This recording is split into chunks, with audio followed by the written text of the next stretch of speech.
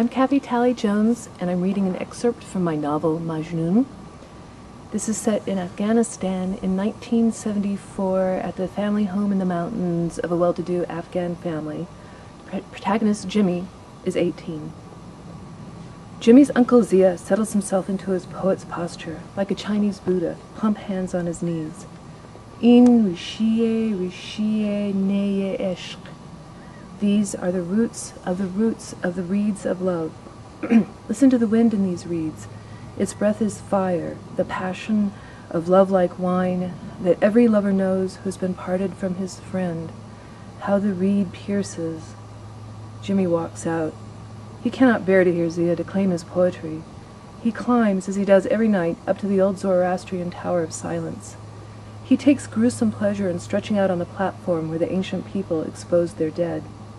He smokes the chars he buys from the goat herds and listens to the huge noise the constellations make as they wheel around the sky.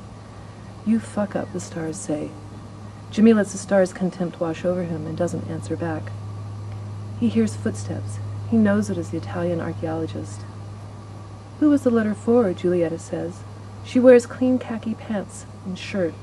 With her blonde ponytail, she looks like Jane Goodall, Dove's heroine. Jimmy holds out the hashy cigarette he is smoking. No, she says. I intend to be culture minister one day. My record must be spotless. I won't tell, Jimmy says. He feels cold up here now. Julieta sits several yards away, looking out over the view of the valley. Lights gleam from a few farmhouses, lit from the hydroelectric works at Kajaki Dam.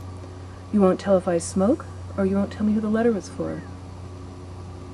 When I was little, Jimmy says, puffing out the last skeins of smoke from his lungs, the villagers called this tower Takhte Suleiman, the throne of Solomon. You know Solomon? Yes, she says. He's in the Bible, too. He was a great judge. Is that right? The villagers believed he held court here every night for ghosts and devils. They said it was haunted. He crushes out the cigarette, collecting the filter so no one can smell the hashish resin on it. That old man Haroun told me this is really a Zoroastrian Dakhmeh, a tower of silence. He knows she knows what it is, but he needs to tell her. The skin of the earth was so sacred to the Zoroastrians that they didn't want to pollute it by burying their dead in it. They did not want to pollute the air, so they did not cremate their dead. Instead, they would sit the dead upright. The guardians of the Dakhmeh had a grim and righteous task. They would watch to see if the vultures had first picked out the left or the right eye of the corpse. If a vulture ate your right eye first, it meant your soul went to heaven. If it ate your left eye first, then your eternal soul was damned. He pulls his jeans jacket closer around him. I sound like that old man, talking so much. This is a place of judgment, Julieta says. For someone who wants a spotless record, Jimmy thinks. She sounds as if she has regrets. He doesn't want to ask, doesn't want to find out more about her. I'm with the villagers, Jimmy says. It feels haunted here to me, too. Creepy. Sitting here is like watching a scary movie. It disgusts me that Zardashti left the bodies of the dead for the birds and the insects to eat. As a Muslim, he says, I believe my body must be whole to face God. We believe that too, Julieta says.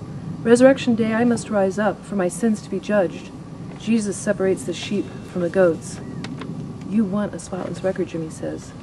He wonders if it is better to be a sheep or a goat. Julieta sighs. Her back slumps and then straightens. What intrigues me, Jamil, is the Zoroastrian creed to follow light. Good thought, good belief, good actions, they say. They sound like Boy Scouts, Jimmy says, contemptuous. But maybe it's the hash. Maybe it's the ancient spirits. Maybe it's the wise woman sitting here with him. Maybe he has just filled up with grief and lies, and it has overflowed. I have not been good, he says.